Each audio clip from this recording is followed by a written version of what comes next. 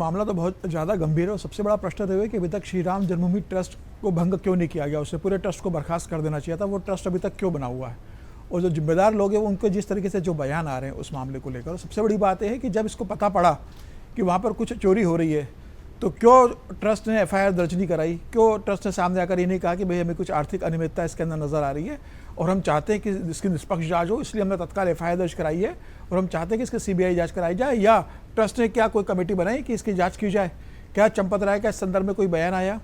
नृपेंद्र मिश्रा जी तब आए सामने जब इस मामले को बहुत ज़्यादा मीडिया में, सोशल मीडिया जब चला था, वो लगातार तमाम चैनलों पर उन्होंने इंटरव्यू दिया और वो मुझे लगता है इसमें सफाई देते नजर आए क्योंकि वो उसके बोर्ड के चेयरमैन है। और उन्हें एक इंटरव्यू में बहुत महत्वपूर्ण बात बोली।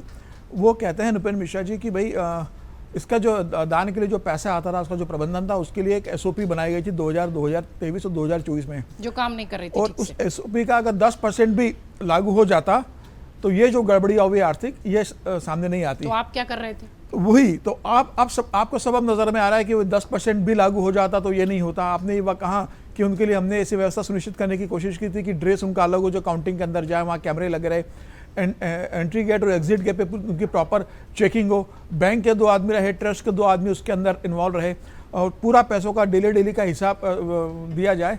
तो ये सब बातें आज आप कह रहे हो, लेकिन उस समय ट्रस्ट कहाँ था जब पूरी मामले की हुई? और जब ये जांच निकली उसके 2 दिन पहले चंपत राय का बयान आता है कि ट्रस्ट के अंदर कोई चोरी नहीं हुई है। और अब ये कहा जा रहा है कि भाई इस ट्रस्ट के अंदर हुआ। ठीक है, योगी आदित्यनाथ ने 3 सदस्यीय कमेटी बना दी है जिसके अंदर पंत साहब हैं जो लखनऊ के डिविजनल कमिश्नर है, उसके अंदर किरण करके है जो अभी आईपीएस है, और तीसरे उसके अंदर जो वहाँ के फाइनेंस के सेक्रेटरी है, स्पेशल सेक्रेटरी है, वो उस कमेटी के अंदर है। अब क्या एसआईटी ने इतने दिन लगातार पूछताछ कर रही है? क्या एसआईटी ने एक दिन भी पत्रकार वार्ता लेकर बताया कि अभी तक की बातचीत के अंदर क्या निकला? क्या एसआईटी ने अभी कोई एफआईआर दर्ज कराई कि हमें आर्थिक अनियमितता मिली और उनके खिलाफ एफआईआर दर्ज करा रहे हैं? कोई एफआईआर अभी तक दर्ज नहीं हुआ। और मुझे इतना बड़ा जो मामला हुआ है तो ये मालूम तो पड़ना चाहिए कि राम के मंदिर में रावण कौन है जो इस तरीके से पूरा वहाँ पर चला रहे थे, और हिंदुओं के जो आस्था के साथ जो पैसा आ रहा था उसकी इस बंदरबाट में लगे हुए थे और तमाम लोगों ने चुप्पी साध ली है। तो मुझे लगता है कि सबको इस संदर्भ में बयान आना चाहिए था, और संघ के स्वयंसेवक होने के नाते तो मैं मानता हूँ कि संघ का बयान इसमें सबसे पहले आना चाहिए था इस मामले को लेकर। संघ की चुप्पी ने भी मुझे इस मामले को लेकर हैरान किया है, प्रधानमंत्री मोदी की चुप्पी ने मुझे इस मामले को हैरान किया है, तमाम बड़े लोगों की चुप्पी ने मुझे इस बात को लेकर मैं हैरान रहा हूँ। और चंपत राय जी का कोई संदर्भ में बयान नहीं, कोई इस्तीफा नहीं। आप इस्तीफा तो दीजिए नैतिक आधार पर लेके कि भाई जांच होगी, जब दूध का दूध पानी का पानी होगा तब मैं आऊँगा। 15 दिन बाद योगी जी ने कहा है कि 15 दिन का समय दीजिए, दूध का दूध पानी का पानी होगा। 15 दिन बाद कौन आता है, क्या सामने आती है, इसकी क्या गारंटी कि भविष्य में इस तरह की घटनाएं नहीं होगी? और एक मंदिर के साथ, जिस मंदिर के नाम पर लोगों की आस्थाएं जुड़ी है, मंदिर के नाम पे आप वोट मांग सकते हो और मंदिर के नाम पर आप नोट खाने का काम वहाँ पर कर रहे हो, उसकी कोई जवाबदारी लेने को तैयार नहीं है।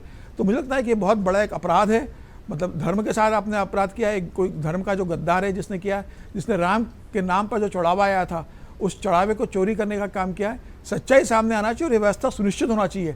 1500 लोग वहाँ काम करते हैं, सबको मौखिक ऑर्डर दिया जाता है, लिखित में किसी के तय जिम्मेदारी नहीं है, कोई व्यवस्था नहीं कि कौन किसके लिए जिम्मेदार होगा।